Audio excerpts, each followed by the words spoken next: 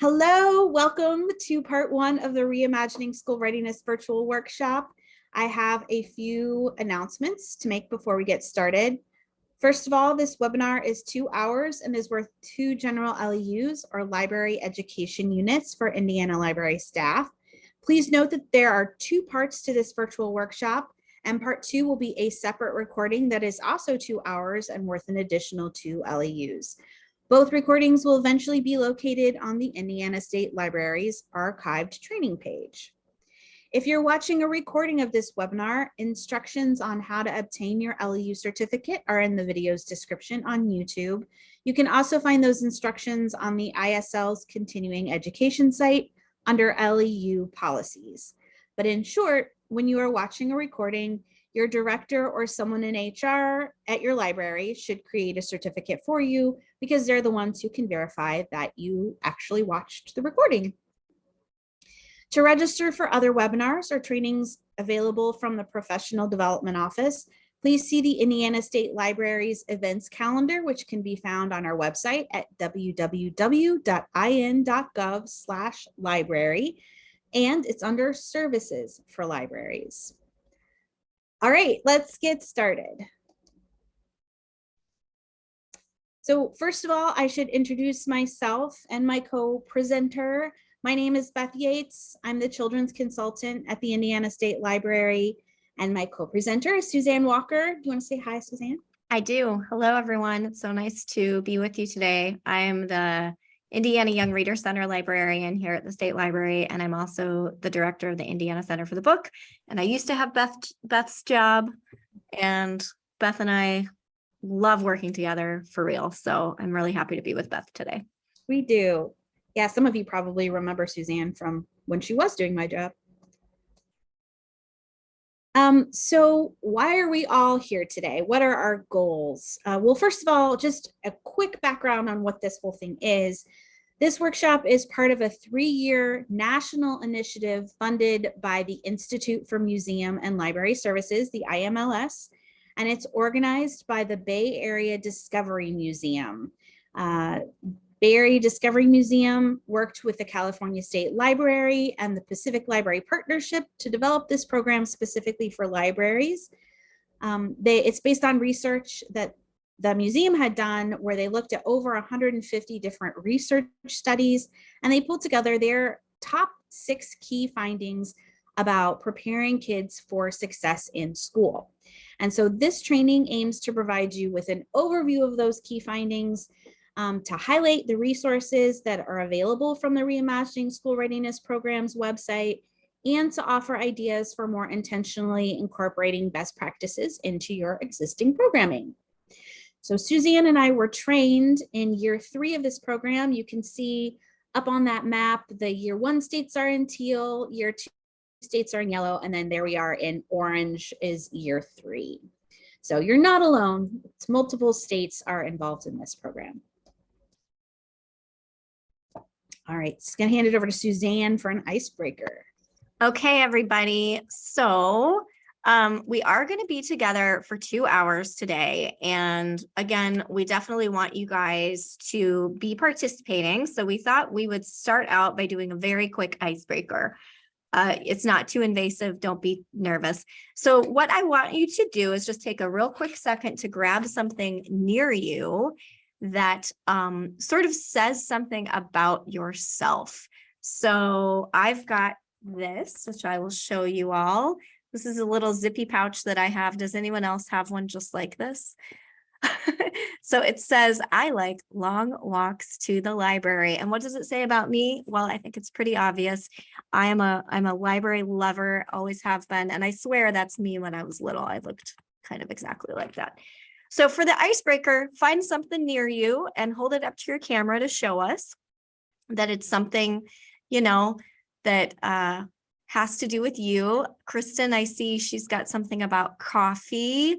Caitlin's got something that says believe. We've got a lot of books. We've got oh, I love all the coffee cups. So what I'd like you to do is in the chat, if you could just kind of quickly say what you've got and say also if someone else's thing if you relate to someone else's item. So hold them up for a minute and maybe you can find one other friend whose item you relate to as well. I love Samantha's Library Save Democracy. Kathy, what have you got there? Put it up again. Kathy Riley, I'm picking on you. Oh, cute. Okay, so it's a notebook with a cute little, one of those Japanese, I think, guys. Bree, I like that book. If you don't have a camera, yeah, you can, and I think people are doing it. Just say in the chat what you're holding up. Yes, very good. And then if you guys just want to also be like, hey, person who does cross stitch, I do cross stitch too. So we'll just take a couple minutes to sort of interact here. Teresa, I also love crafting. And Renee, I'm a reader and a writer. That's awesome. There's a love of gel pens. I'm not in that group. I'm not a gel pen lover. Is anybody else playing D&D? I just started like earlier this year and I'm so addicted right now. That's great. 14 messages. Guys, you're doing awesome. I have a lot of things here. Oh, wow. Give me tacos or give me death. That's very fun. Also, I'm a huge Lego. I see a lot of Lego love in there. I'm a Lego person. We've got a beginning D&D player in there. Yay.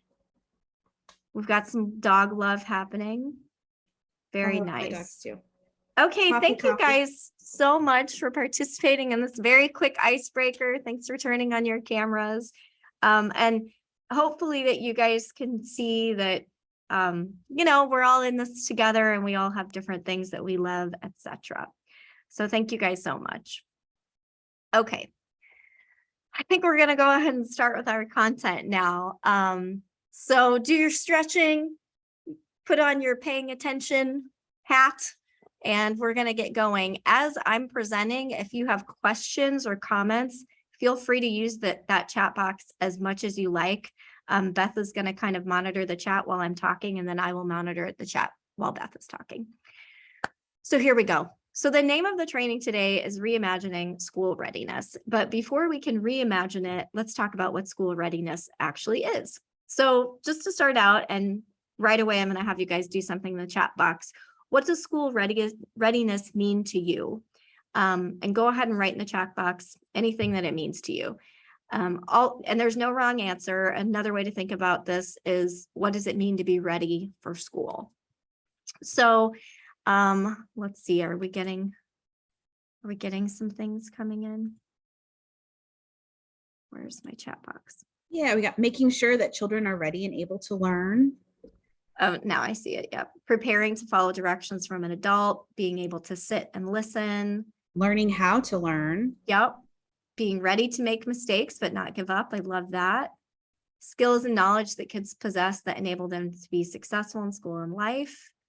I love, like, all of you guys don't need this training today because nobody has said like they know their alphabet, which is good. And that's a skill. A lot of you are working on social emotional skills already, which is really great. Figuring out how to ask questions from the teacher and each other. Yep, that's something we talk about in the Every Child Ready to Read training as well. Self-control. Guys, you all are awesome. You're getting all the great things here. Okay, so all of those answers are correct, but we are going to go ahead and add one more thing to that toolkit, which is the idea of having a growth mindset. So in your camera, I'd like you to go ahead and put up your hand on a scale of 1 to 5. Tell us how comfortable you are with the concept of growth mindset. So a 0 if you've never heard of the term, and a 5 if you could take over this training right now. You can also do it in the chat box if you'd like. Okay, we've got a variety of answers here. Renee's ready to take over the training, which is fantastic. Yay. Okay, awesome. And I'd just like to also mention, like, Beth and I have, been trained on this, but we're certainly not the experts. So if you guys have anything you want to share in the chat while we're talking, I think it's great to have a real active chat box while we are going through these kinds of things, because you guys can learn from each other as much as you can learn from us. So that's great. There's a big variety of experiences with growth mindset, and we're going to go ahead and kind of teach you a little bit about what it is. So the idea of growth mindset came from Carol Dweck's groundbreaking book, Mindset, How We Can Learn to Fulfill Our Potential. And it was originally published in 2006, and then it was updated in 2017 with a new subtitle, Changing the Way You Think to Fulfill Your Potential. And if you've never read this book and you're interested in growth mindset, read this book. This is like the one book to read. If you take nothing else from this training today, just check this book out and take a look at it. I actually listened to about half of it and also read parts of it. It's a very readable book. It's not like real sciencey. And the really interesting thing about growth mindset is that the research applies to every single aspect of your life: parenting, business, relationships, your library life, even your relationship with yourself. So this is where growth mindset came from. The idea came from Carol Dweck and her research. And you can see she's a PhD, and she's got all the street cred to back her up. So her research essentially says, thank you, Beth, that there are two basic beliefs of intelligence. And when I'm talking about intelligence, I really mean abilities, knowledge, and other qualities of being a person. So it's really kind of like a philosophy almost, or like it's a mindset. So her research says there's two kinds. There's the fixed mindset and there's the growth mindset. So in a fixed mindset, it's this belief system that you believe that your intelligence is static and unchanging.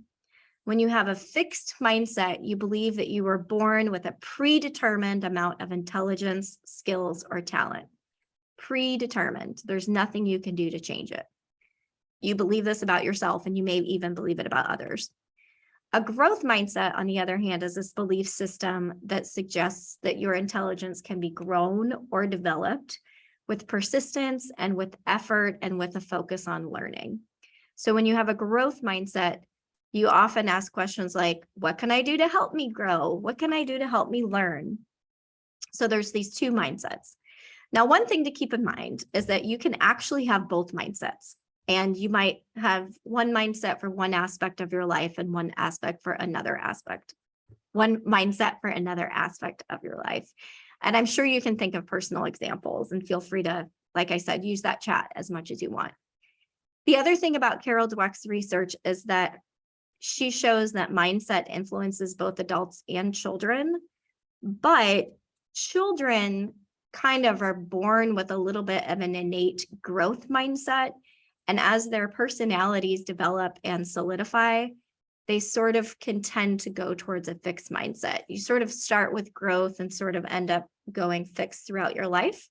But children already have kind of a natural growth mindset. So part of what Carol Dweck's thing is like, let's hone that, and let's really try to keep that growth mindset as long as we can.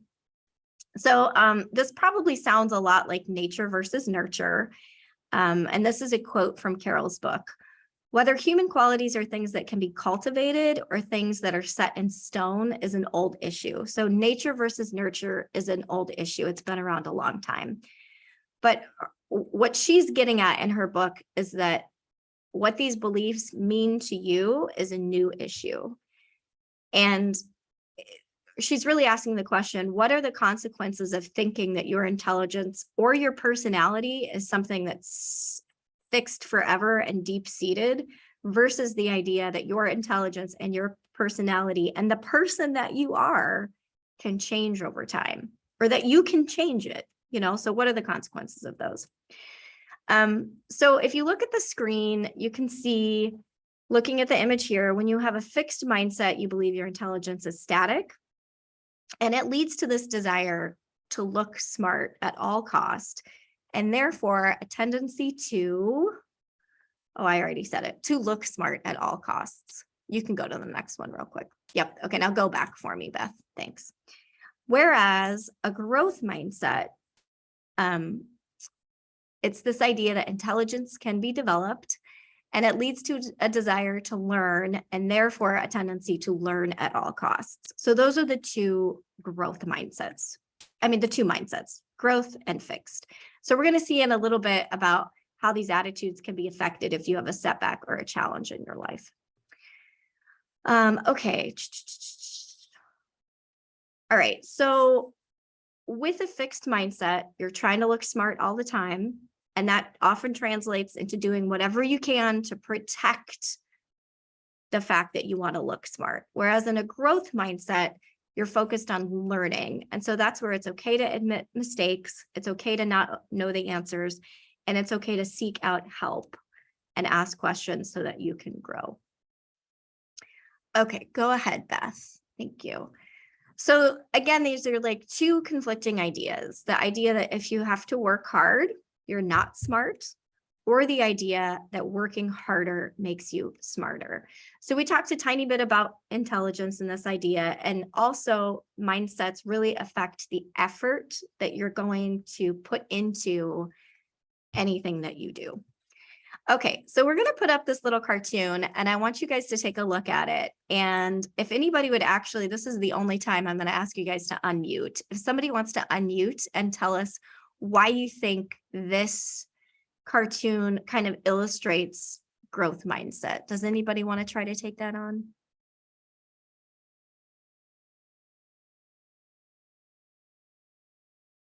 Beth, I might pick on you. Let's see, Calvin has the fixed mindset, and Susie is her name. Susie has the growth mindset.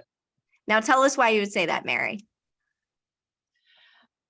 Because Susie doesn't just suppose that she knows everything. She wants to be sure of what she just wants to make sure she understands what she's been taught.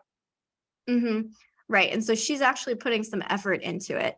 And Calvin is really illustrating this idea of a fixed mindset, right? Because he is thinking that she already knew everything that she knew and she didn't have to work to do anything, right? Whereas, right, go ahead. Oh yeah. Well, we get that in the libraries all the time when we look up something. How many? I'm sure everybody's had that experience where someone said, "Oh, I just thought you knew that."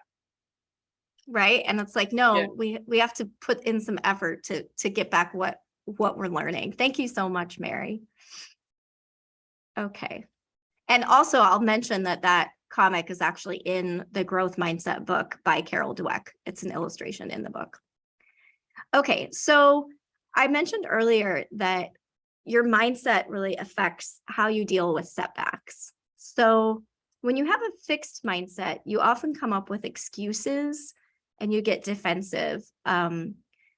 So when things don't work the way that you think they should go, you get defensive and you have a tendency to give up. So I do have a personal example about this, which I hope, well, I don't really hope, but I'm assuming, go back, Beth. I'm assuming that you guys are going to be able to relate to this. Go back one more for me. So when I was in grade school, I had a really hard time memorizing my times tables for math. And because I had a difficult time just memorizing those times tables, I thought that I was bad at math, and started telling myself the story that I was bad at math. And I struggled with math all through grade school.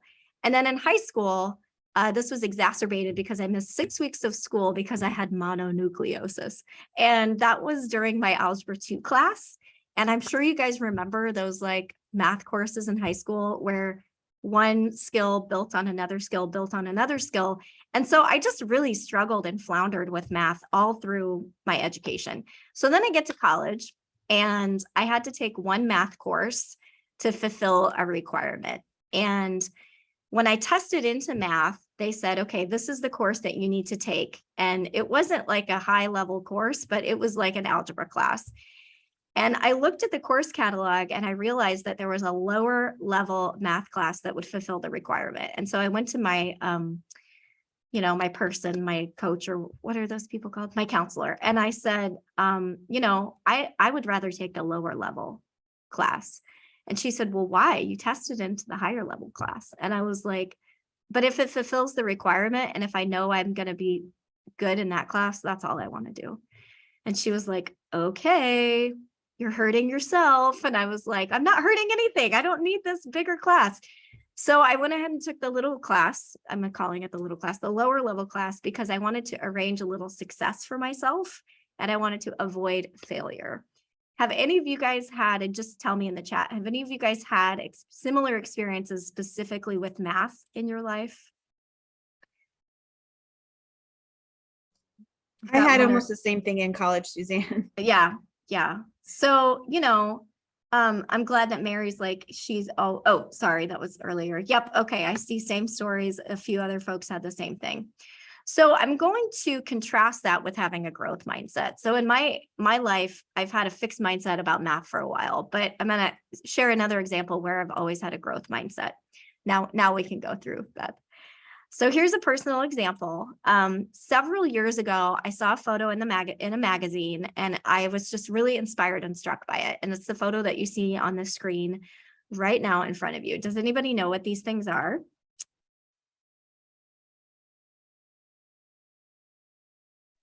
Are those Fabergé eggs?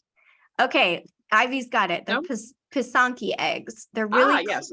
Fabergé they're oftentimes confused for each other. Fabergé is more like a jewel-based, like Russian thing. So Pisanki eggs are actually from Ukraine, and they are these eggs that are decorated through a wax resistance model. And when I saw this, I thought I wanted to try it. So Beth is going to share the picture of my very first Pisanki egg that I ever made. And as you can see, go ahead and go to the next one. It's not like the perfect ones that were in the magazine.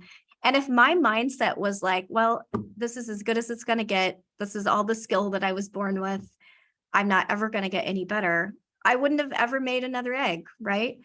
But when it comes to creative endeavors, luckily I have like a big fat growth mindset, and I always feel like, yes, I can do it. Yes, I can learn more. Eventually I'm going to be able to do that. I can't do it yet, but someday I will. And then 3 years later, and literally hundreds of eggs later, this is my next, or the egg that I chose to share with you guys. So you can see it's still not as perfect as the one in the magazines, but also, man, I made a big leap in my skill level as to, how to do this. I never would have done this if I had a fixed mindset, if I felt like I really couldn't have right away. So anyway, those are my two personal examples of a fixed mindset and a growth mindset. Thanks for sitting through my pictures of my eggs, which I always love to share. Okay. So with a fixed mindset, we're going to talk a little bit about what happens after you have a setback. The results of having a fixed mindset is that you're more likely to spend less time on the subject, which is you could see from my example of college, I wanted to spend less time on math. You're more likely to cheat on a test so that you can arrange a little bit of success for yourself.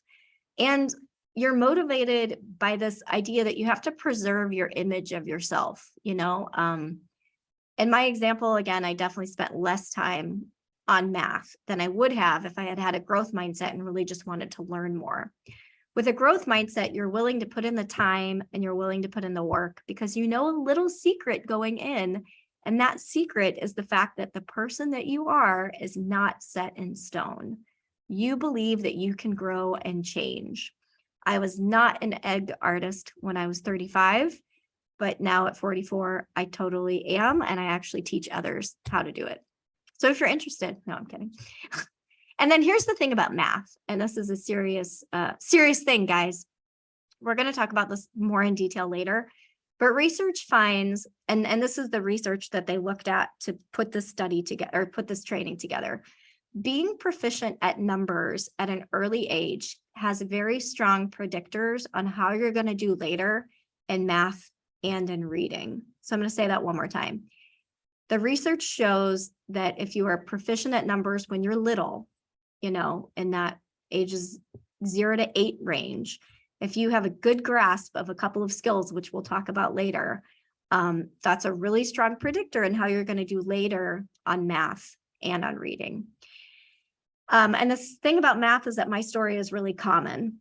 math anxiety starts at an early age, and it's very much correlated to mindset. So if you find out that if you can change your mindset, if you can change how you believe about yourself, you can actually do better at math. And if you can do better at math at an early age, you're going to do better at math and reading later. And the weird thing is that the opposite is not true, which is hard for librarians to hear, I think, sometimes. If you have all of your literacy skills ready to go, that's definitely going to help you with your reading later, but it's not going to help you with your math. So this is one of the things, one of the key components in this training is that early numbers skills are really important. So I'm not looking at the chat box, but you might have things to say about that, and I feel like you should. So anyway.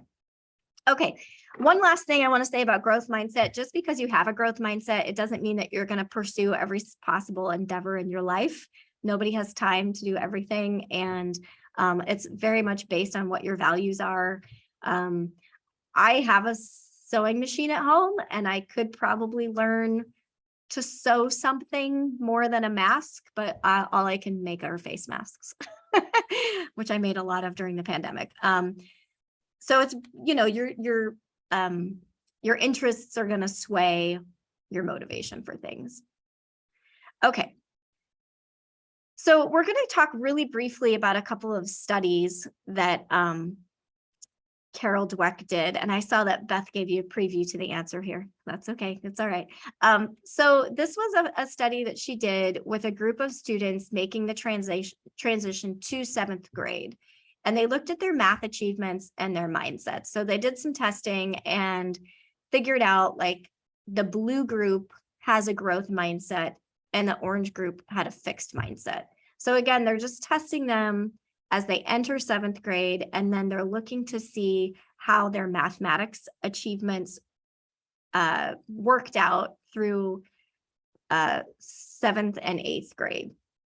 And the thing to remember is that they looked at hundreds of students, and they specifically wanted students that were in like a 70 percentile range. So these aren't like fantastic math students. So you might be able to guess. So the blue line again is the growth mindset group, and the orange is the fixed mindset.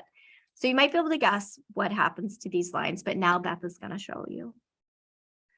So what happens is that these seventh graders that felt like they could learn more math actually did. They actually did better in mathematics. And the seventh graders that felt like I did, like I know as much math as I'm ever going to learn, I'm not going to be able to do better, they ended up just staying about the same. I know that it looks like they went down a little bit, but that's kind of negligible. They just really kind of stayed the same. I'm going to show you one more graph. Don't do the, yeah, there you go. Thanks. It's like, don't be trigger happy, Beth. Okay. So the really good news about growth mindset is that you can actually learn to have a growth mindset. Even now, friends, you can change how you think about learning. You can change how you think about yourself. And so in this study, Dweck and her colleagues designed an 8-week intervention course for students who had declining math grades. So their math grades were going down in the first semester of junior high school.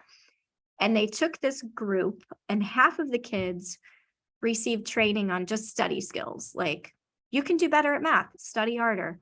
While the other half did a combination of study skills and classes where they just learned about growth mindset. So they were just learning that they can change. And part of learning that you can change is actually about, here we go, it's learning about how your brain works. And so they actually trained kids that the brain is like a muscle, and it gets stronger with use, and that learning prompts neurons in the brain to grow new connections. And we're going to talk a little bit more about that. So the one learned study skills, the other learned study skills and a little bit of brain science. So if we had more time, I'd want a big discussion here about what we think would happen, but we don't have a ton of time. So we're just going to show it. This is what happened. So the middle point is where the intervention happened. So you can see that the scores were going down. They did the intervention. The yellow or the orange group just learned about study skills, and the blue group learned about study skills and growth mindset. And look what happened.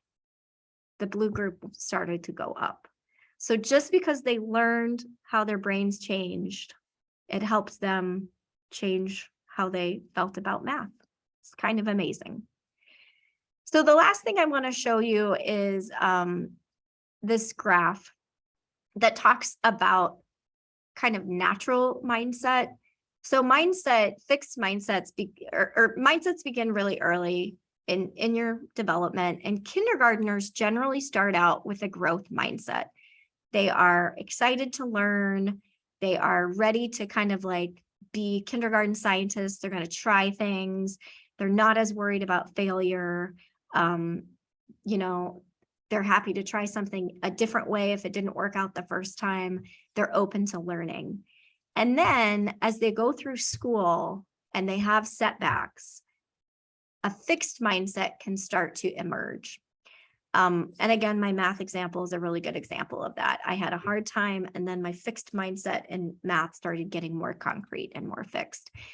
So you can see that the orange shows sort of the level of growth mindset. And by the time you get to third grade, that's really dropped quite a bit. So that's part of the reason why we're talking about this today, because I don't even know if we've said this already, but this training about, being ready for school, you're 5 or something. This training really works on ages 0 to 8. So we're really going to focus on this 0 to 8 group. Okay, we're going to talk about brains a little bit more, and then we might be able to actually stop and take some questions. So growth mindset is confirmed through science, through neuroscience, and through cognitive psychology fields. In younger children, we know, and this is going to be something you've heard a million times, playing with your peers, playing with a parent, it promotes the idea of neuroplasticity. So this is the strength and flexibility of your brain. So you can change your brain by growing more connections among neurons, trying something new, doing something new, then repeating it. And that's something that happens a lot of times during play. So when kids are playing, ages 0 to 8, 0 to 5 especially, you're changing your brain. The brain is growing, strengthening, and organizing. So a great comparison is like forest pathways. So the neural pathways in your brain, when you do something for the first time, a really good example is driving. I don't know how many of you guys have new drivers in your household. I've got one that's just getting started. When you first learn to drive, it's really difficult. The neurons in your brain don't exist to do that. And so you're trying to build them. And at first, there's not much of a path for those signals to connect to each other. But once you practice it, your path gets a little more clear, and those signals zip along a little bit quicker. And as you keep practicing, then you get this well-established pathway in your brain. And when you get in the car, you don't have to check your mirrors and, be real nervous, because you do all that stuff automatically, right? And again, something that takes a lot of effort, you're going to be able to build that pathway, and eventually you'll be able to do it. Again, this is the idea that practice takes perfect. Practice makes perfect. That's a growth mindset kind of idea. I have trouble with the word perfect, but practice makes better. I don't know. Yeah, okay. Better. Yeah, better. Exactly. There you go. Practice makes progress. Practice makes progress. Thanks, Mary. I love it. I didn't come up with that one, but I heard that. I really like that one a lot. I like that too. That's fantastic. Okay. The last brain image that we're going to show you is actually from our Every Child Ready to Read training. And we'll talk a little bit more about Every Child Ready to Read, how that training overlaps with this training a little later. But this is showing brain scans of a human. And you can see at 5 days, the dark areas are the areas of the brain that are active. So at 5 days, there's just a few areas. And at 2 months, we have a lot more. And at 1 year, we have more. And by 28 years, we actually maybe seem to have less, but the brain is more organized and different areas are darkened and they become more defined. So this is just another way of seeing that neural pathways become clearer and messages zip along easier as your brain continues to organize. And your brain is doing a lot of organizing from the time you're 0 until you're 20 for women and 25 for males. Well, it's around there, you know, like women's brains. But the thing to know about growth mindset is that you can continue to change even when your brain stops doing all of the pruning that it does in earlier years. Okay, so children's librarians, and I guess I will ask you guys to share this in the chat box if you have any good examples. The great thing that we said earlier is that you can teach growth mindset, you can teach neuroplasticity, you can teach the idea that practice makes progress. And these are two books that I like. If you know any picture books or any other books about growth mindset that you want to share in the chat box, now's the time to do it. The first one is called Y is for Yet, and it's a growth mindset alphabet, and it takes you on a little journey from A to Z, all about growth mindsets. And it's by Indiana author Shannon Anderson. I'm an Indiana author promoter, so happy to promote her book. And then the other one is The Power of Yet. And this is the whole concept of like, I can't ride a bike, which is a very fixed mindset statement. But if you add the word yet to the end of it, it turns into a growth mindset statement. So I can't do hard math yet. And it turns out I can, guys. I like take care of big budgets and stuff. I like balancing my checkbook. I'm a math genius, not a genius, but I can do it. Okay, another couple of books that they actually wanted me to share with you guys are really more about the idea of the brain, and that it's great to talk to kids about growth mindset and about neuroplasticity. Again, that the ability of the brain to change and adapt and rewire itself throughout our entire lives. It's easier when we're younger, but we can keep doing it forever. And if you keep doing it, it continues to be, it continues to happen. This is something we never talked about, Beth, but I'll share this quick example. My husband's grandmother is still with us and she's in her 90s. And I was talking to her a while back about like, what advice do you have for life? Big question. And she immediately said, my advice is to be flexible. And I thought that was amazing. She said, if you can be flexible in your thinking, you are going to have a better life. And I think that really fits in with growth mindset. Okay, so I'm going to take a look at the chat and see if we've got any books. Jabari Jumps, that's fantastic. I like that one. The Magical Yet. It looks like there's a couple of other comments in there. So thank you guys for sharing those. Jabari Jumps was also a Firefly nomination, so I'm always into those. All right, guys, I'm going to quickly wrap up and then we'll take some questions and we're going to do an activity.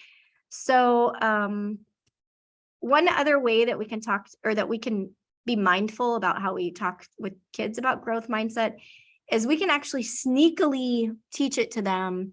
And one of the ways that we can is through this praise process. If you tell a kid that if a kid does something amazing and you say to them, you must be really smart, that's a different way to think about that thing that they did versus the idea of if you can say to them, you must have worked really hard at that.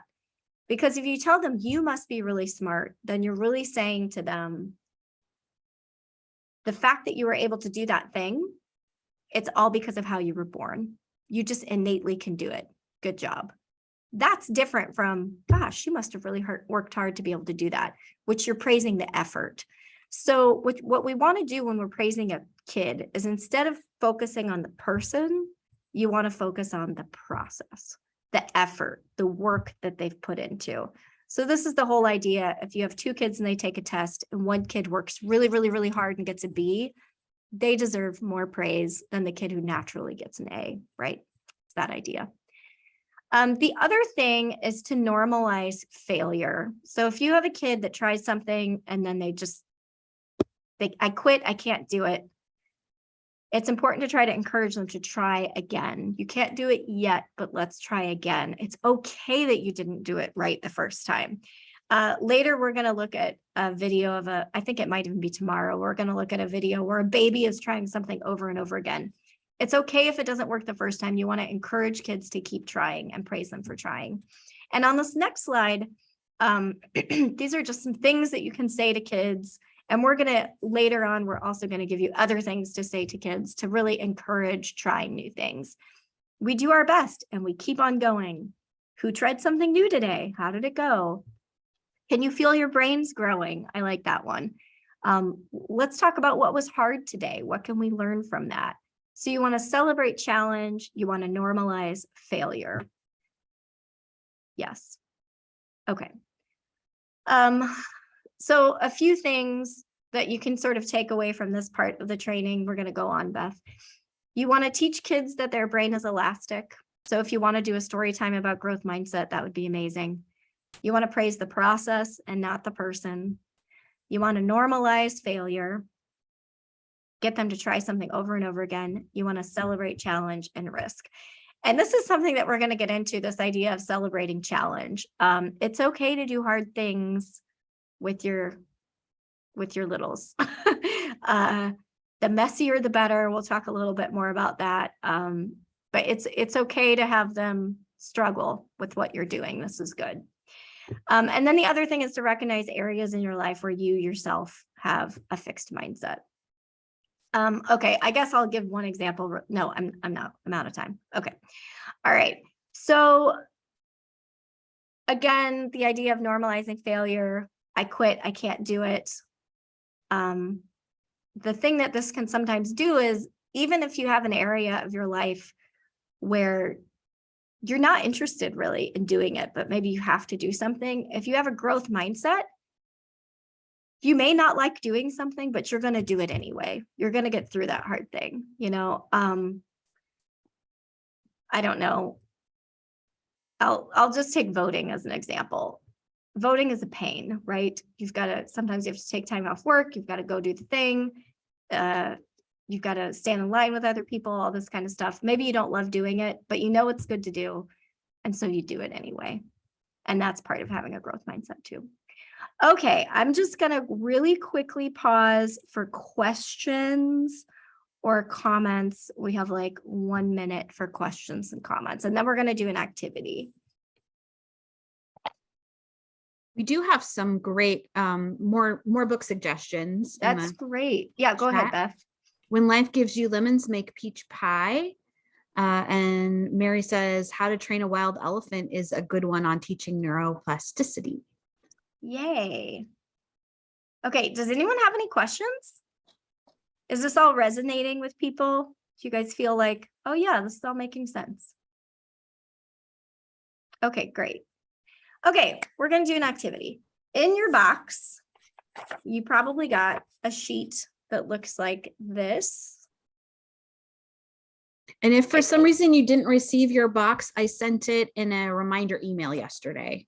Yeah. As an attachment. And it is on the screen, but it's kind of small. So there's that. Okay, so what we're going to do with this sheet, there are 6 scenarios on the front of this sheet. And I'm actually going to mute in just a second and give you guys a couple of minutes to read through the scenarios.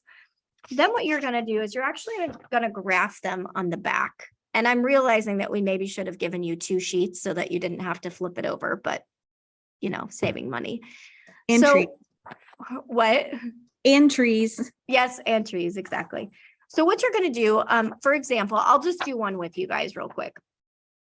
I'm going to look at D, public speaking. You've been asked to give a speech as part of an outreach program. There could be a large crowd listening, and you're supposed to keep your talk lighthearted, but also speak to the importance of the library program. So that's the scenario. And then on the back, you're supposed to put that D somewhere along the spectrum. Do you have more of a growth mindset when it comes to public speaking, or a fixed mindset? For public speaking, I'm way over on the growth mindset part because I'm public speaking right now, right? I'm a ham. I've always been a performer. I'm happy to do that. That is probably not the case for everyone. So this is just sort of a self-reflection thing. So I'm going to mute and give you guys 2 minutes to do this activity, and then we'll talk about it.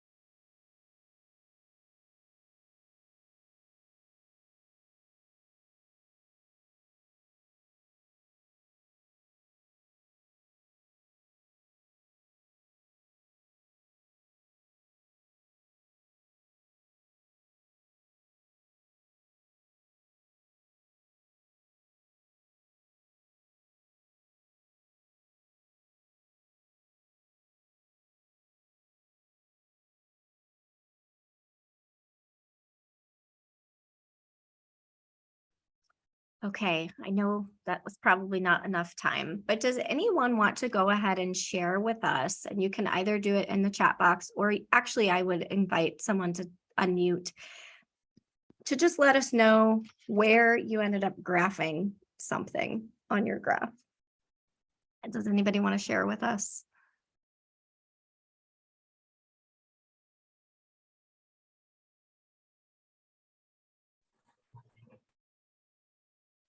I can share. Thanks, Bree. Go ahead. Hi everyone, my name is Bree. I'm a youth services librarian in Middlebury, Indiana. And I actually recently got feedback from my director about a parent and their experience at my story time. And they like didn't necessarily, like they just were kind of asking her how I had structured it and how, like, what my expectation was of structuring it. And at first, I think I reacted like really defensively, because I personally feel like I've grown a lot in the way that I give story times. But after I talked to my director, we sort of discussed this exact thing, that it can be kind of challenging to hear that, because it's so important to me to do a good job for my community. But that really means that if I have space to grow, then there's space for them to get something better from our library.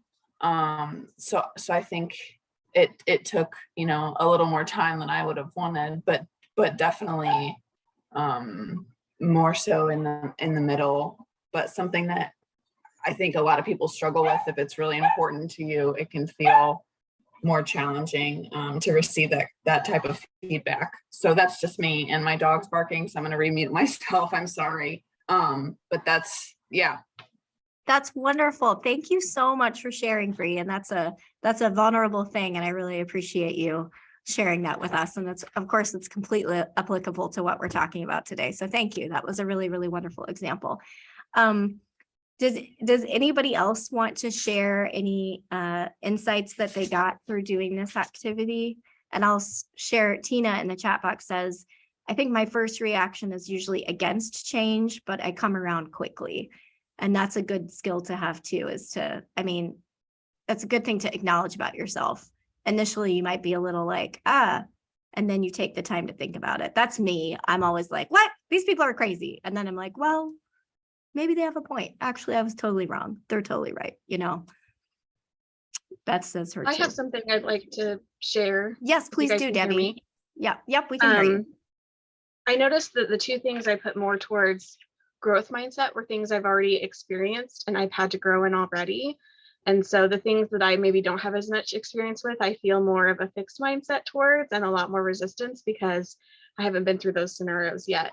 But once I've actually been through something, because I don't think public speaking is something that comes naturally to me, but it's something like, obviously, if you're working in a public library, you have to learn how to get over some of those, feelings of fear of group settings. And so I feel much more comfortable with that than I would have a few years ago. And then the parent concern, I've actually been dealing with some of that stuff recently. So I'm feeling a little more comfortable with that because I've had those opportunities to grow already. That's a really great insight. I think you might be right. It is easier to recognize that once you're already through the being open to the process part of it, maybe. Yeah, absolutely. And I think, it is this idea that practice makes progress. I actually had a parent, this was a long time ago. This parent wanted to talk to me about their kid and their kid's behaviors in the library. And I was just terrified to talk to this parent because, the kid had been a challenge for a while and I was really nervous about it. And the parent made an appointment and came in to talk to me and said to me, look, if my kid is giving you trouble, you need to come to me. I totally support you. My kid needs to learn how to behave in public. And I was not expecting that at all. So, also just to be open for whatever's going to happen. Kara in the chat says, I think it's also more natural to learn towards a fixed mindset when you get negative feedback on something you care deeply about. That's completely right. You might feel like you're going to entrench yourself into your feelings and into your beliefs. So it is difficult to be really reflective on the process in order to accept feedback and change. I think also some people feel like if they're changing who they are, right? They're changing their identity. And it's important to understand that identity can be flexible, right? So, well, thank you guys so much. I hope that this activity was, you know, a little eye-opening to you. So I'm just going to quickly wrap up, and then we might be able to give you just a couple minute break to run to the restroom or do whatever you need to do. So I just wanted to mention that there's lots of other ways to learn about growth mindset, and the growth mindset portion of this program, even though we talked about it all morning, is really not the biggest part of what we're going to talk about today. It's just sort of preparing you to have an open mind about all the things. And I also think it is totally applicable to young children. Okay, so this is the book by Carol Dweck. If you haven't written it down already, it's a great book to read to learn more about growth mindset. She also has a TED Talk. If you learn more by viewing or watching videos or whatever, she has a great TED Talk, The Power of Believing That You Can Improve. You could watch that TED Talk. Also, there are podcasts available. This is one growth mindset podcast. There's others as well. Okay, so I wanted to share all of that. And now, Beth, how many minutes can we give them a break for? Can we give them 5? Yeah, let's come back at about 12:03 and we'll make sure we get started no later than 12:05 or 11:03 Eastern. And we'll get started at 11:05 Eastern. I think we should be fine to do that. Okay, so we'll see you guys. What did you say again? So 11:03. 11:03. Okay. 3 minutes after the hour. Come back in about 6 minutes. Yeah. We recommend you leave your computer logged in. Just, you know, you can turn your video off or mute yourself or whatever, and we'll be back here in about 6 minutes, 5 minutes. Okay, go take your break. Pause the recording.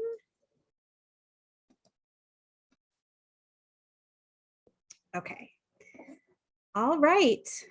Welcome back from break.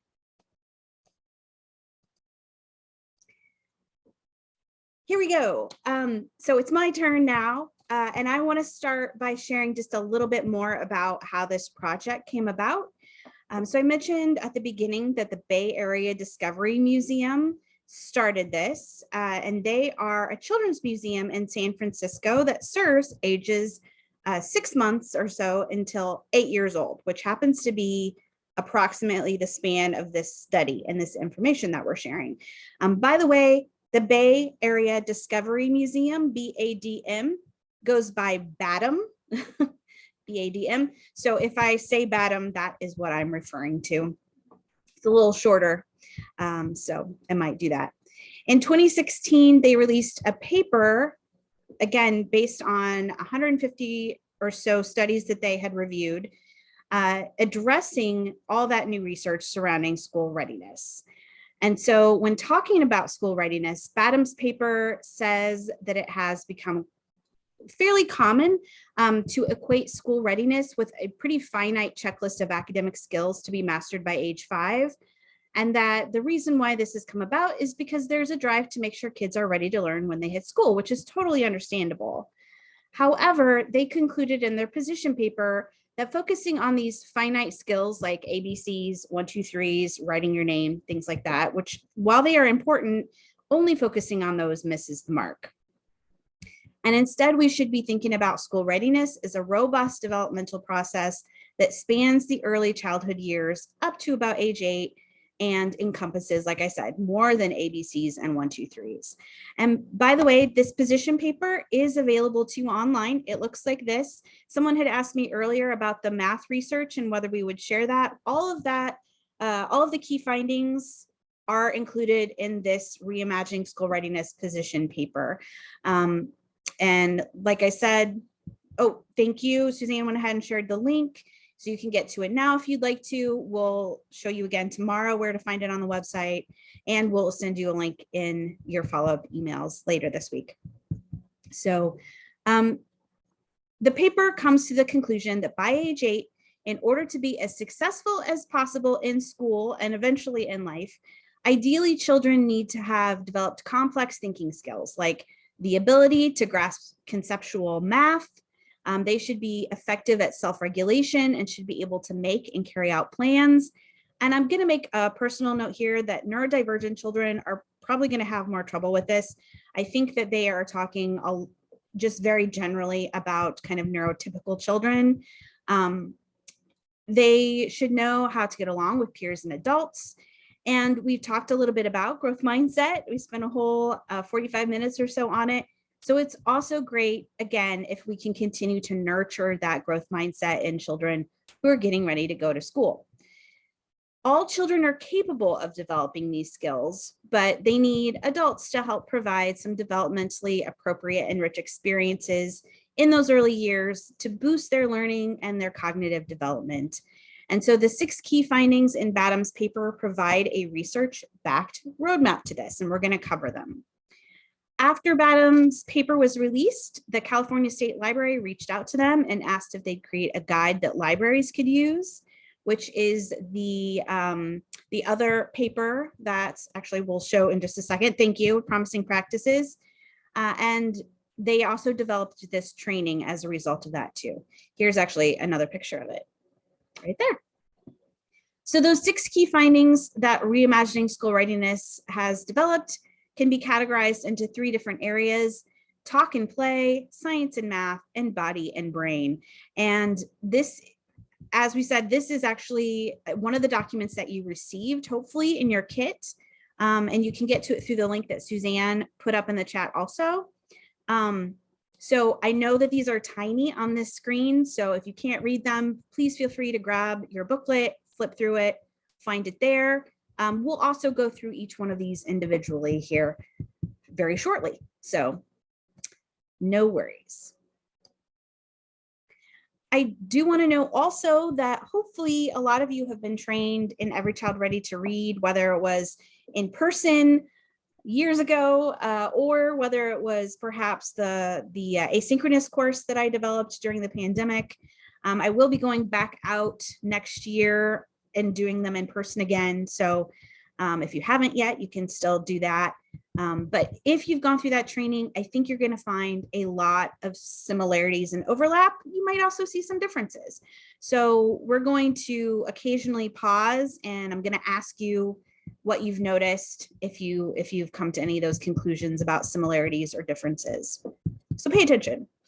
I also have Leap into Science up here on the screen because this is a training I did a few years ago as part of a grant. So those trainings aren't happening anymore, but some of you may have gone through that training. Has anyone here? Just tell me in the chat if you happen to go through a Leap into Science training.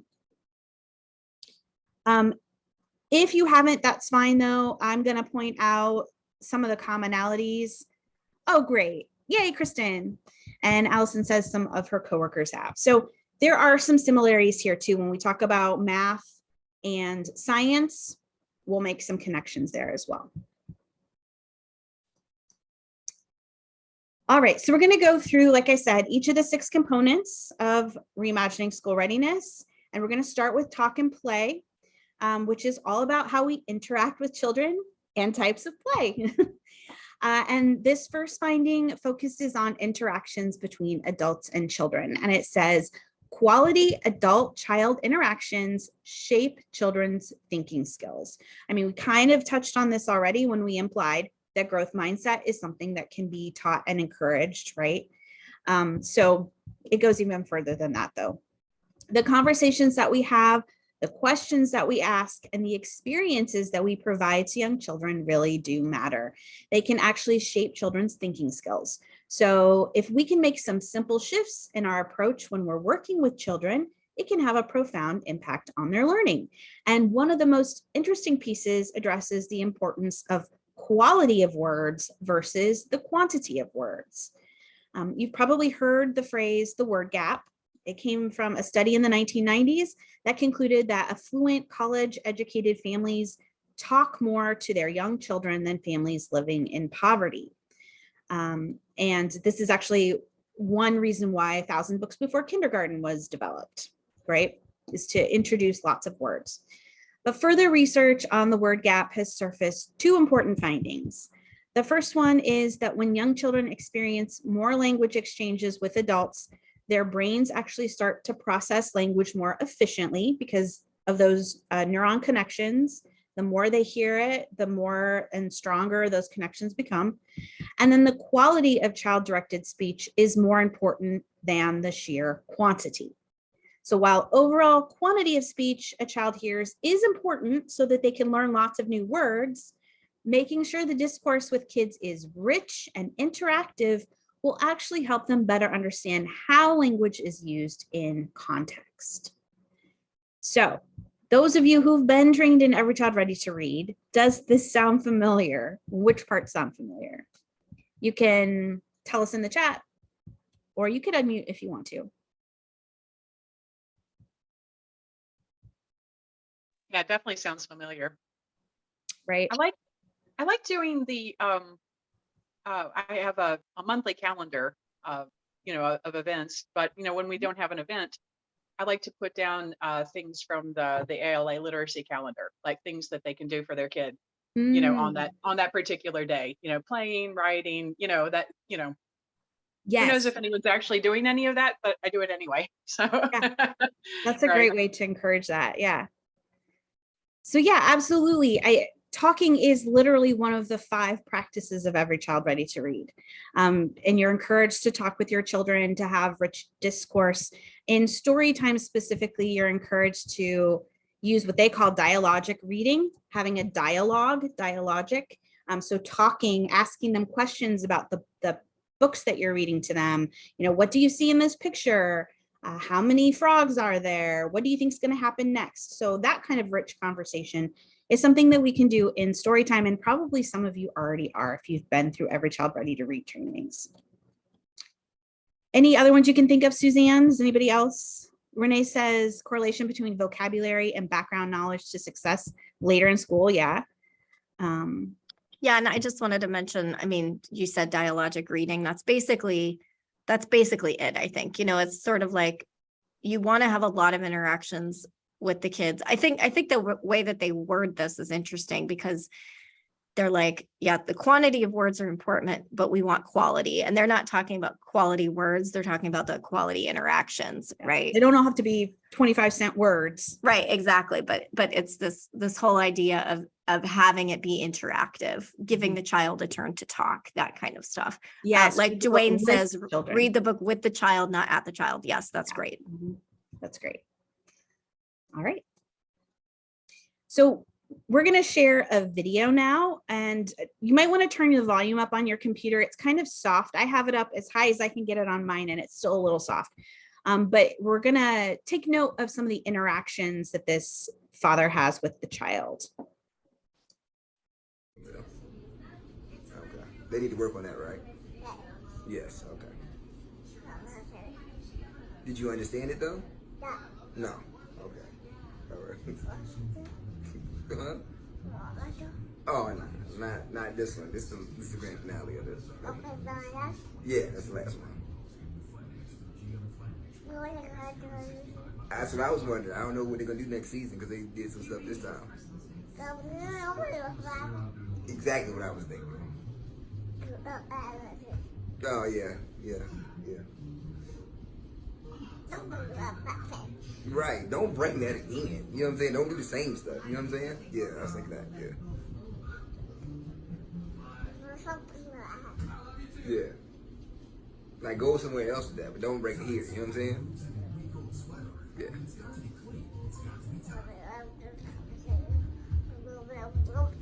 That's what I said. And then it was like, you know what I'm saying? And I was like, what in the world? But don't do that here. You know what I'm saying? Yeah.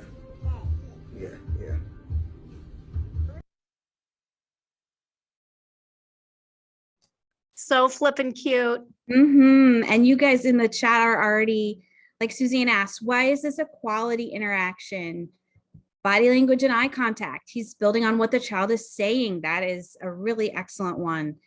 Facial expressions, back and forth dialogue, giving him space to respond, even though he's a little bit verbal, but he's not saying actual words yet, but still giving him that space to have a real conversation. Giving his son the idea that he's communicating, he's encouraging him to continue learning how to do that. Yeah, changing tone of voice, serve and return. I like that, the way that's phrased. Pausing and allowing. Yeah, exactly, Debbie. Smiling and making eye contact. These are all great, great things that you picked up on, and a good example of the sorts of conversations we could potentially have with kids in story time too. All right. So one concept that does come up in this talk and play section is the idea of guided play. So probably some of you have heard of this, but we're going to explain it more now, just in case you haven't.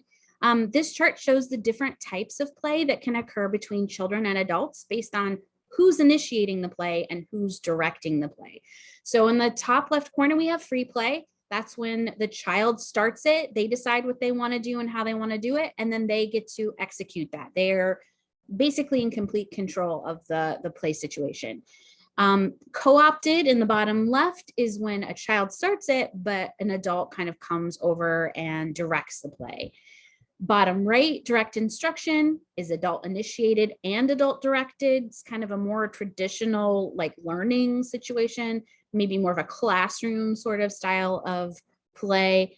And then the top right corner is adult initiated and child directed. This is guided play. So this is when the adult sets up the circumstances and, maybe decides on the topic, maybe decides on the activities, but then the children get to direct the play. They get to come in and kind of interact with those things in a way that is interesting to them, and they get to explore. So quality conversations and interactions occur naturally during play, right? Again, every child ready to read. Play is one of the 5 practices, and talking certainly happens during play. One of those great things, there's lots of great benefits to play, and one of those is language development. Studies such as one done in 2013, which dealt with children identifying shapes after learning about them during guided play versus free play or direct instruction.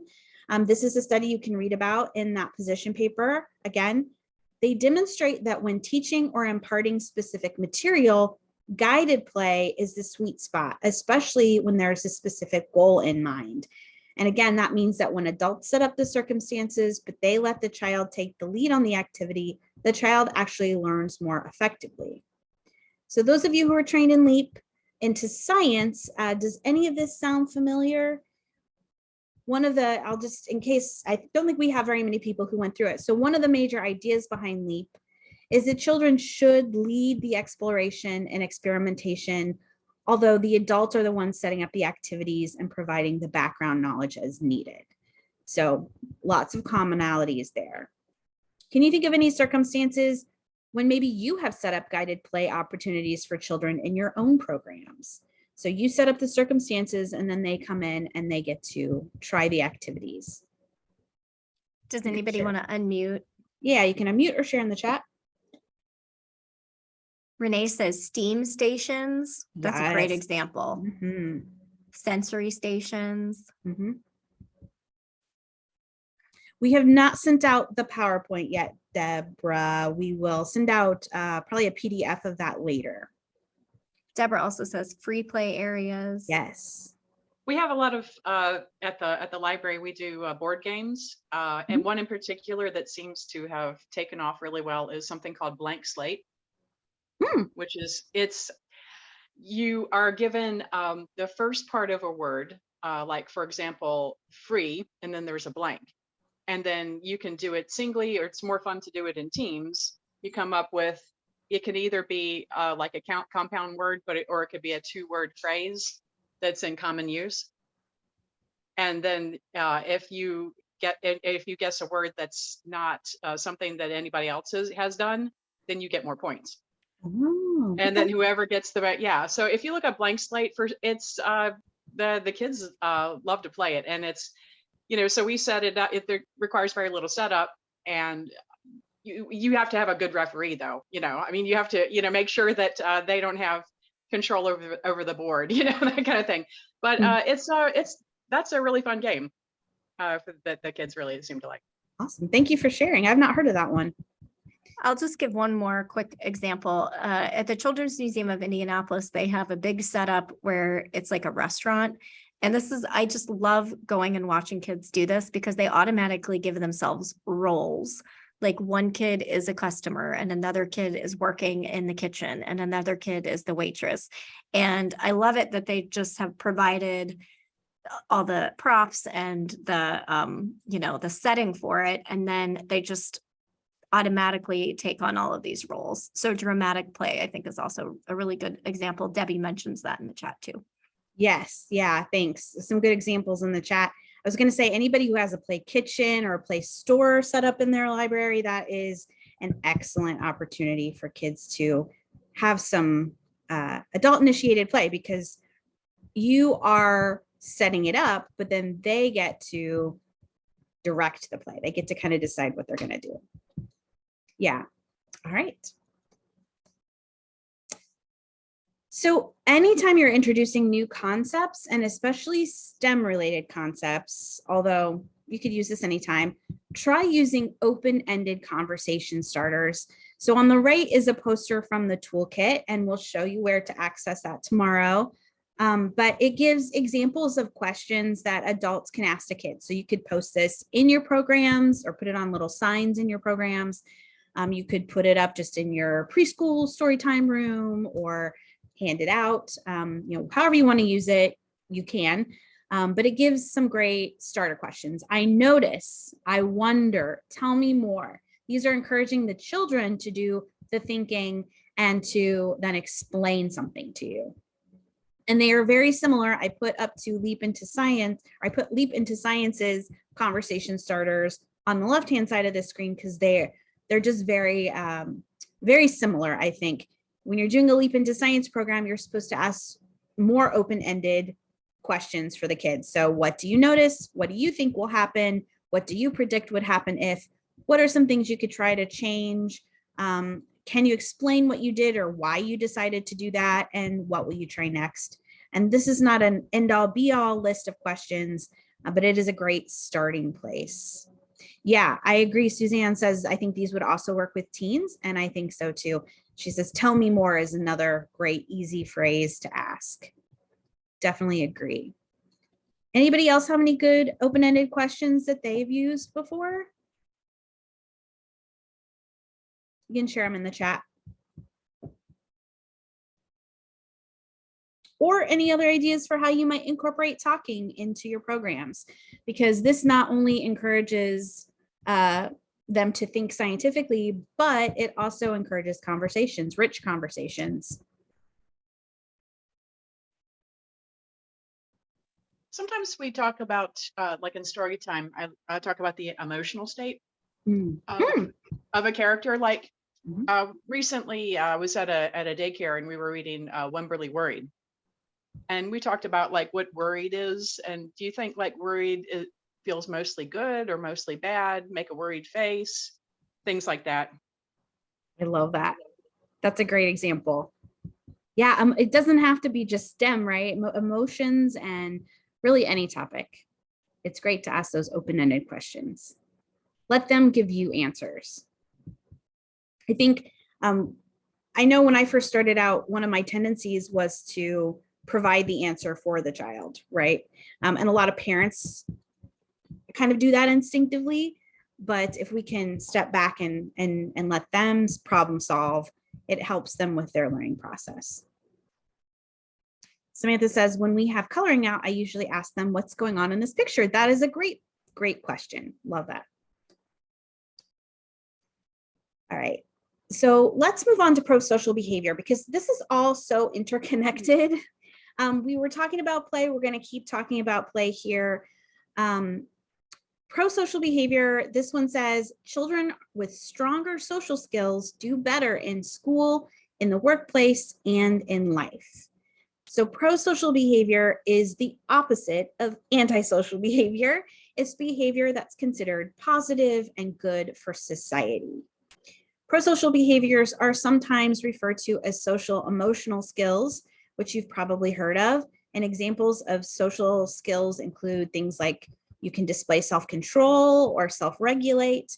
You can express your feelings with words. You listen and pay attention, have pride in your accomplishments. You have a positive self-image. You ask for help when needed. This is, again, it's all related, growth mindset. shows affection to familiar people, and is aware of other people's feelings and empathy, right? So you can hopefully see that these are things that a person needs in order to be a responsible, successful member of society. And so this key finding is saying that children with these strong social skills in the early childhood years are more likely to have positive life outcomes overall across education, employment, criminal activity, substance abuse, and mental health. And the good news is that these skills can be taught. You're not just born with a certain level of these types of skills. You can learn them. They can be treated as an intentional outcome, and there are strategies that we can use to help children improve their social skills. So one thing we can do is provide time for child-directed play, and we can model helping behaviors for children. So when talking about these helping behaviors, those are altruistic behaviors. Altruistic behavior is doing things simply out of a desire to help, not because you feel obligated for some external reason or pressure. Hopefully that makes sense. So, it's not because mom is making me do it, or because I feel like I have to do it or I'll get in trouble. It's because you just kind of innately want to help. And you're not born with that necessarily. You can learn that through social interactions. So the study that we're talking about here showed that simple reciprocal play. So reciprocal play is where a child plays with another adult or another child. So you're rolling a ball back and forth. That's what they did in this study, for instance, or you're playing together with a puzzle. You're playing together with dolls, playing together in a play kitchen.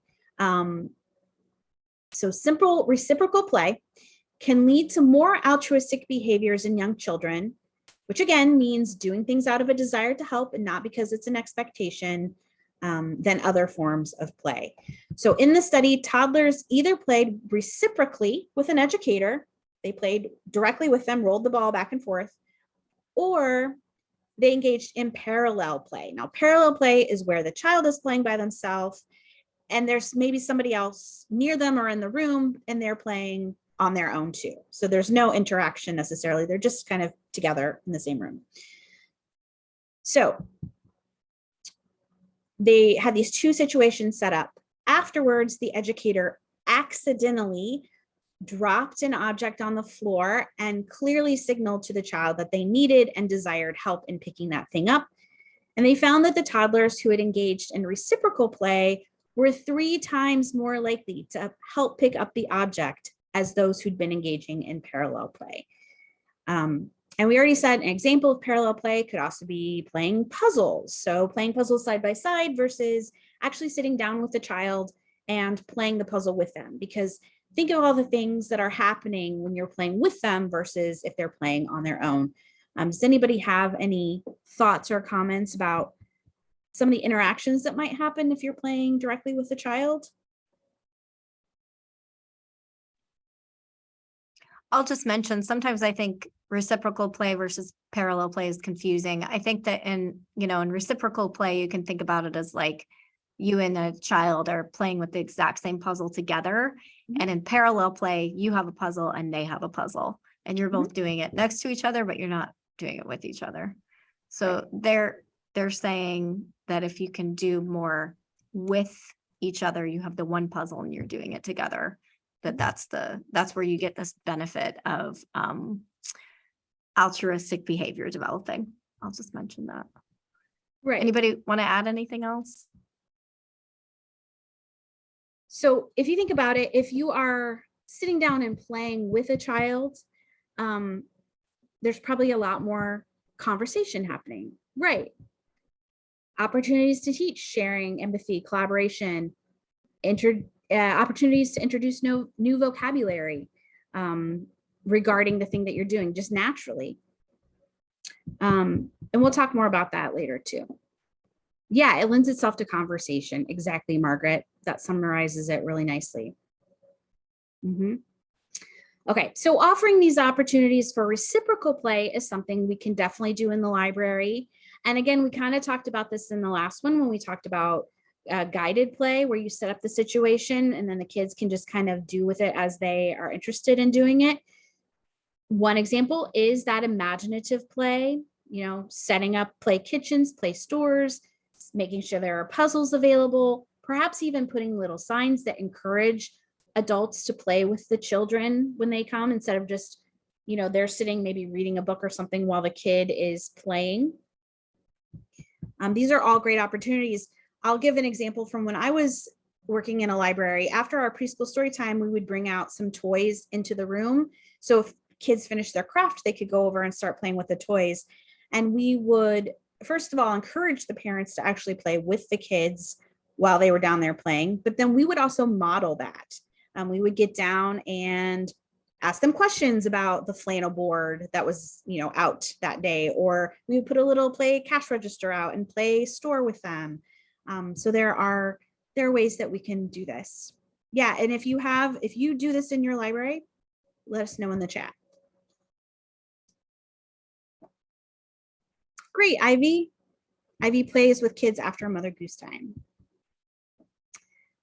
Okay.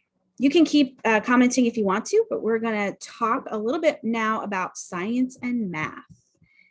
The key finding in this one is related to science, and it says, in scientific reasoning, it says, science learning is critical for the development of higher order thinking, but missing from most early school experiences. Yeah, great suggestion there, Caitlin. Thank you. So if you think about the kinds of skills that are needed when one is going to use science, you have to be able to observe the world around you, ask good questions, imagine possible different solutions, look at a lot of different information and identify patterns, make connections between that information, and analyze data to make sense of it. And as Suzanne said earlier, kids do have an innate curiosity about this. They are born curious. That's literally how they pick up information and learn about the world, is by being open and interested in what's going on around them. If you think about a baby who just kind of can look around for hours because they're absorbing what they see and hear and taste and touch. So they're born with this innate curiosity, and they do much of this naturally, but there isn't necessarily a lot of opportunity for them to have science learning in school for young children. And when we think of science education, we tend to think about learning particular information or particular content. Like today, we're going to learn about metamorphosis or electrical circuits. But think about a classroom setting where you were most often just told about science, especially in elementary school. It's an opportunity to impart knowledge, but not usually an opportunity to explore. But the best science education actually asks children to do science, to closely observe the world around them, to ask questions, create hypotheses, to design and conduct experiments, and to build and make tools. And while you absolutely might have science labs in like middle or high school, the opportunity for guided exploration surrounding science topics for very young children particularly has been much less common. And Suzanne and I were talking about science fairs. Science fairs used to be a pretty common thing in elementary school. I think they do still happen, but I think they're much more rare than they used to be. So this idea of doing science was also at the heart of Leap into Science. So again, if you went through that training, hopefully it's familiar, but the focus of Leap was that you introduced a concept, you related it to the child's life or the world around them to make it relevant, because you're more interested in learning something if you feel like it's relevant to you. I think that applies to adults too, for sure. And then you set up experiments and activities for them to explore those concepts, and then they get to control how and what they want to do to try to solve a problem or design a tool related to that. And then they make observations, they make adjustments, they keep trying until they're happy with the outcome. And they're learning an incredible amount during this process, including, again, growth mindset, because if they can learn that making mistakes and failing, again, is okay, you actually learn when you make mistakes, then they will be all the better for it when they get older and they're in school. and they know they just need to work, continue to work at that thing. Am I missing any important comments, Suzanne? Okay. Well, thanks everybody for chiming in there in the chat. Does that make sense to everybody? I hope. We have a study here we'll talk about. Research shows that there's a significant correlation between explanation and exploration in the development of children's scientific reading or reasoning. I'm sorry. So there was a study by Christine Laguerre of the University of Texas, Austin. She's been examining this topic for a while, and the full study is available again in the position paper on page 7. But in short, children were shown a mechanical toy with gears, and they were either asked to observe how it worked, it was just more hands off, or they were asked to explain how it worked, where they had to think through the process of how this machine might work. And I believe they got more access to actually touch and look at the object. Later, the toy was taken apart and the children were asked to put it back together. And the children who'd been asked to explain it, because they had thought through that process already, rather than just observe it, actually performed a lot better. They were able at a higher rate to put it back together. So again, children are naturally curious. It's how they learn about the world around them. They naturally exhibit a lot of those scientific process elements. They observe, ask questions, explore, try, fail, and try again. And so asking preschoolers to explain what they're observing can kind of awaken that natural curiosity, and it leads to deeper exploration of an item or a topic. And one other thing to note is that research shows that when children encounter evidence that violates their pre-existing theories, so if they observe something that doesn't happen the way that they think or predict it's going to, then they spend more time exploring that thing because they want to figure out, their curiosity is piqued. They want to figure out why the thing did not happen how they expected it to. So in short, children will actually explore more when there is something to be learned that they don't understand. Anything else I'm missing in the chat?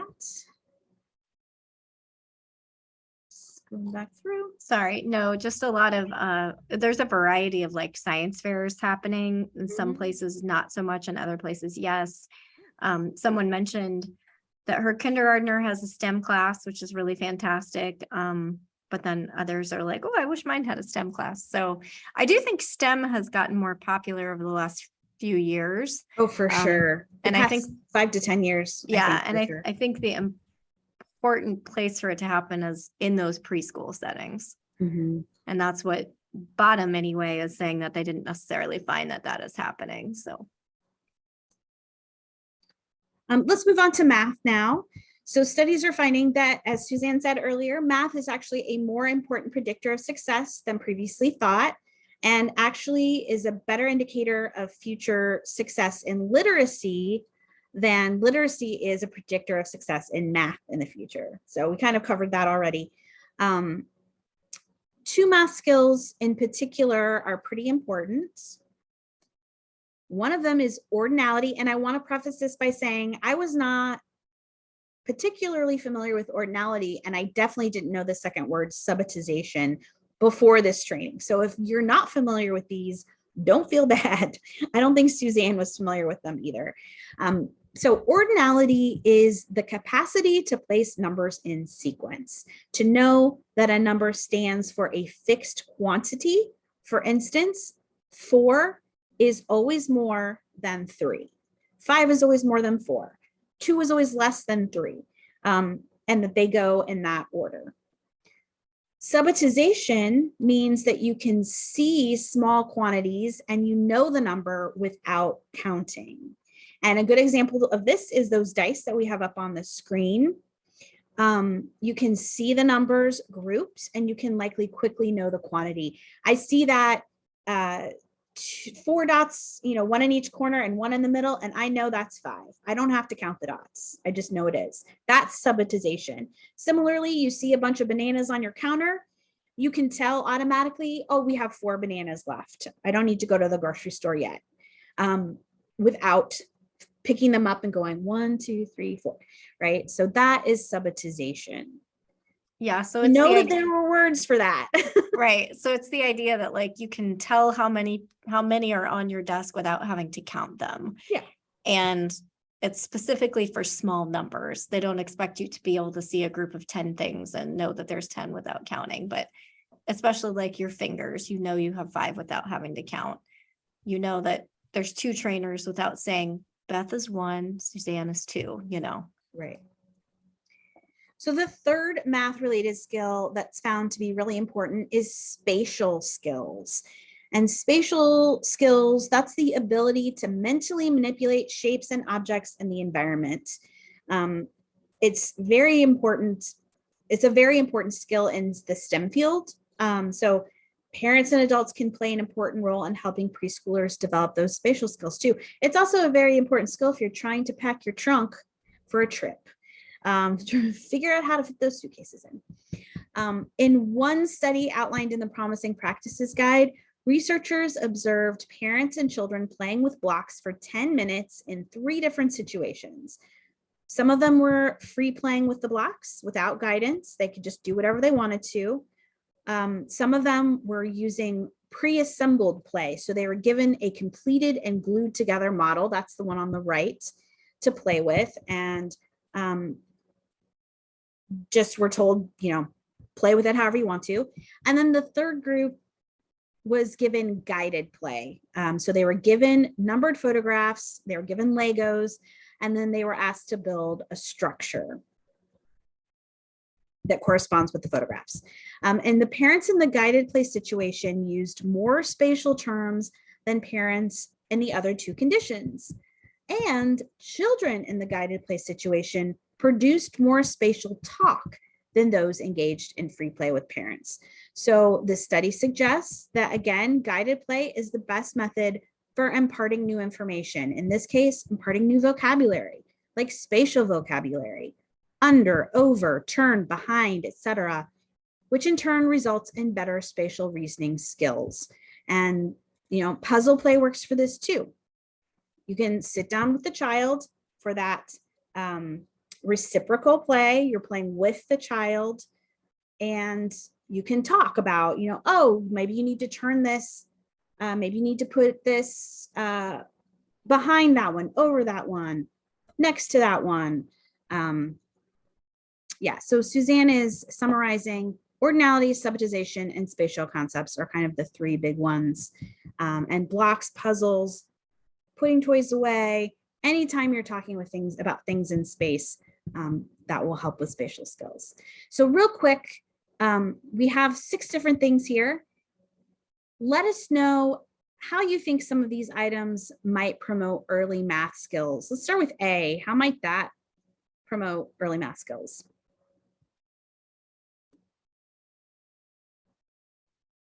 And feel free to unmute or type in the chat. Mm-hmm. If they were to sort by color and then just use the subitization to say how many were then in that cup, that would work most likely. Yeah, totally. What Love about a good B? example? Mm-hmm. And I guess Suzanne kind of already let you know blocks are a powerhouse. Mm-hmm.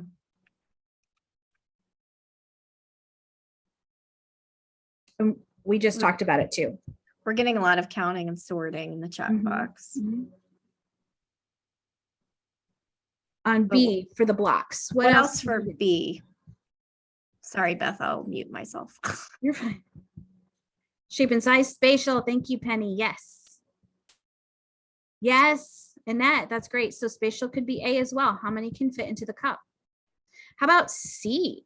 So in this picture, we intended it to be a child counting on their fingers, which actually studies have shown you shouldn't discourage kids from counting on their fingers. It can actually really be helpful in them learning these mathematical concepts like subitization eventually, because you can look and you know you have 5 fingers. So that can really help with counting. Ordinal, so counting, yeah. Physical touches and manipulative, sure. We'll get to that a little bit later, talking more about bodies and how it's important to like use your body for spatial you're putting your arm across, you're counting on your fingers, all that stuff. All good. How about D with those dice? We talked about this one. Who remembers which mathematical concept that is? Yeah, subitization. How about E? What could that help with? Spatial. Yeah. How about F? Those measuring cups.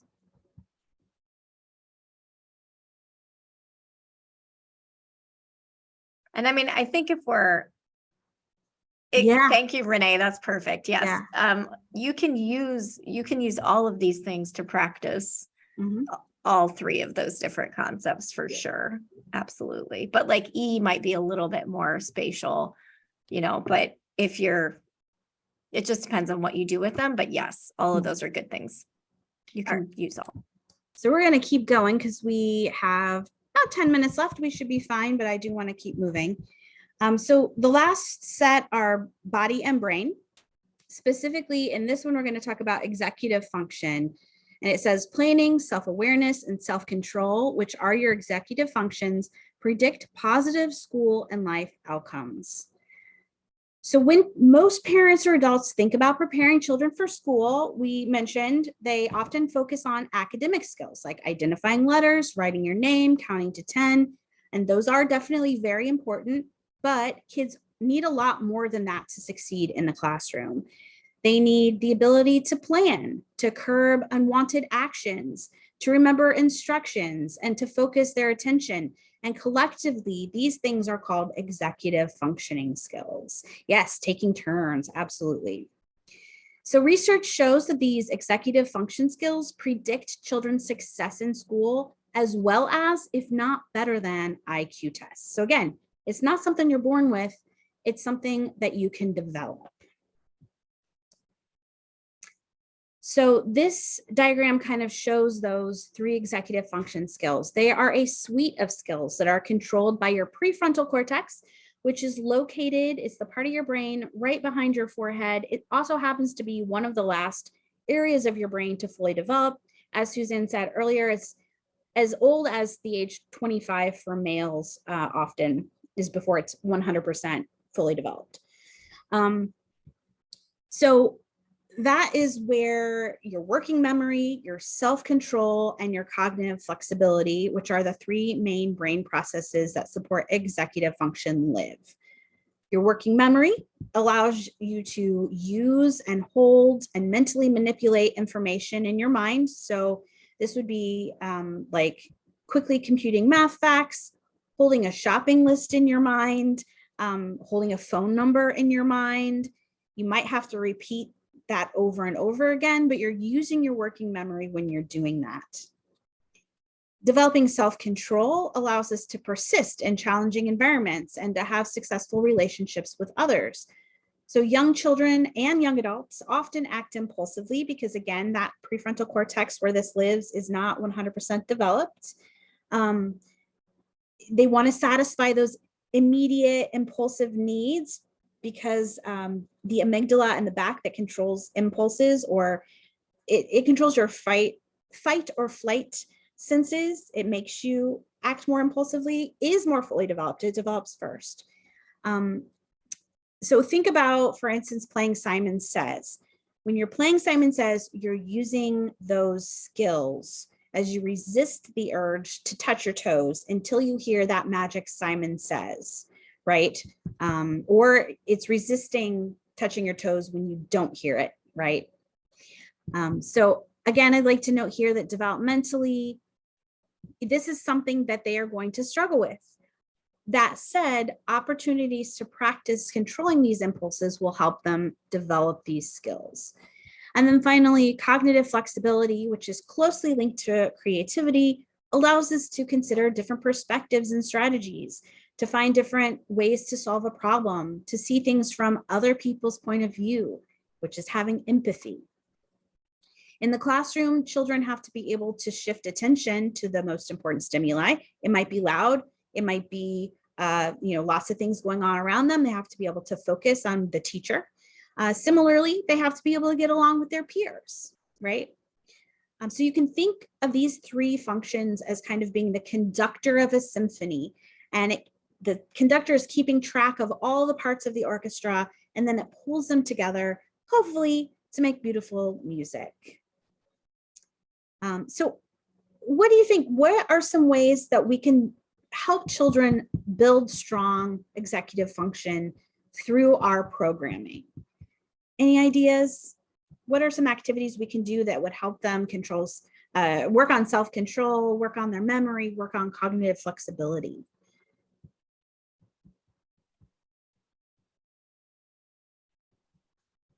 You can unmute or put it in the chat. Yeah, does anybody want to share? Dance-free songs, that's a Yes. great one. Totally what I was going to say. Yeah, anything by Jim Gill. Yep. All those songs that are like, do this, that's practicing self-control. Mm-hmm. Absolutely. Penny also wrote learning how to lose gracefully. I was talking about playing games for my Yes. examples. Gameplay is really great. We might get to Chutes and Ladders later. I can't remember, but Chutes and Ladders is like a really good game to play with little kids because they're thinking about all those numbers. And then they have to hold the rules in their head, and, you know, they're not necessarily going to win, and they have to learn how to do that as well. Self-regulation for sure. Samantha says, when I ask for participation with the felt board, like adding or taking away pieces, we usually they are working on self-control and cognitive flexibility. Absolutely, that's a great example, something you can do in story time or other programs. Pretend play is another one, using their imagination. Anyone else before we move on? Using instruments to shake and stop. Yeah. I can't emphasize the usefulness and fun of music in practicing a lot of these skills enough. It's a great instrument to do that. All right, well, let's keep going then. The last one that we're going to talk about is stress and basic needs. And it says higher order thinking, retention of information, and creativity flourish when children experience minimized stress and when their basic needs are met. So our brain processes information differently depending on whether we sense threat or safety. As we go about our day, our brains are constantly taking in information. Information flows through the amygdala. I mentioned that before. It's the region responsible for routing information or for flagging it for long-term memory. And it also processes your emotions. I said fight or flight, it controls that. So if the amygdala senses safety, the information goes to your prefrontal cortex for higher order processing. And remember, that's where the executive functions are controlled. So your brain responds more rationally and is more likely to retain the information that it's learning. However, if the amygdala senses threat, this information gets sent to lower parts of the brain where impulse and instinct are driving the reaction. And your cortisol levels are probably going to be raised, and that results in you being stressed. And in physiological states of stress, you're not able to learn as easily new things or to process information at that higher order. So what this is saying is that when children are experiencing positive and safe environments, they will learn more and retain more information. We do want to note here that normal stress is expected. It's a part of life. So the stress of maybe not getting what they want, or the stress of a parent leaving them at daycare for the first time, those are normal amounts of stress that they can overcome, and they can come out on the other side feeling still safe and okay. However, too much stress or chronic toxic stress alters the brain. Some things that can cause toxic stress would be not having enough food to eat, not having a roof over your head or a safe place to live, suffering from abuse. All of those things can cause toxic stress. And unfortunately, there is far too many children who are suffering from this. So what does this mean for libraries? Well, I think it really emphasizes the importance of trying to look beyond the library's walls when trying to reach these kids, because quite often, these are not going to be the kids you see in story time. They probably don't have a supportive adult in their life who can take them to story time, or maybe their parents are busy working multiple jobs. Maybe they just can't get to the library. So reaching out to, Head Start or other daycares, looking for them in your community and trying to get outside your walls is one way that you can try and serve these families. Also working with the schools, if you're able to, is a good way to reach out. One other thing, summer food service programs. If you live in an area with a high percentage of free and reduced lunch, you can participate as a location for summer food service, which is a federally funded lunch program. And then you could do programming when they come and eat food at your library. And also they're getting a meal, because a lot of kids who are on the free and reduced program might not get regular meals in the summer, because they always count on the school for their meals during the year. So those are just a couple of suggestions for things that we could potentially do to help with that one. But we do realize that that is a more difficult one to address, because those kids just aren't necessarily coming in to see us. All right, it's 11:59. What are your key takeaways from today? If you want to share in the chat, or you can unmute if you want to. What's some things that stood out to you though? What you learned really today, folks? Sorry, go ahead. Praising hard work instead of praising how smart they are, because I'm definitely guilty of that, and that's my key takeaway for today. Yeah, thank you. Kaylin has her hand up. Yeah, the biggest thing for me was the correlation between math skills and early literacy. That was very surprising to me. I know, right? Yeah, thank you. There's a lot of math in the chat box too. Yeah, so that's the great. importance of math for early learners, never too early to include math and science. Learning about growth mindset was really helpful. Want to incorporate more math into our early literacy programming. Allowing room for conversation. Yes. I remember once when my niece was 1, I was talking to her and my sister said, "Stop talking. Let her respond." She said, "Just wait." And I would talk to her and then I would wait and then she would respond, but my sister was like, "Shut up." Well, one thing that was not in this training, but we talk about a little bit in Every Child Ready to Read training, is that it takes longer. The connections are not fully formed yet. And so it takes longer for a child to go from hearing to processing to forming the words and responding. So you have to allow a few moments more than you would with an adult to respond. Include math games. STEM activities are very important.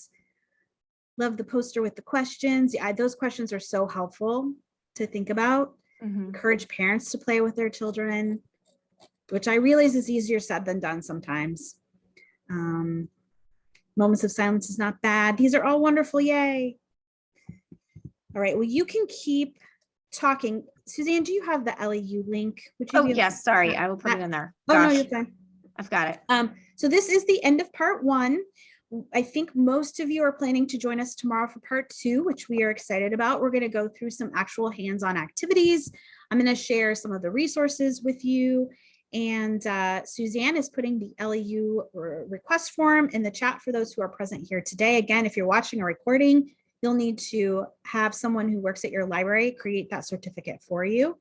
And we will email you surveys and resources and things like that after the second training. So probably on Thursday is when you will receive that, as well as your LEUs.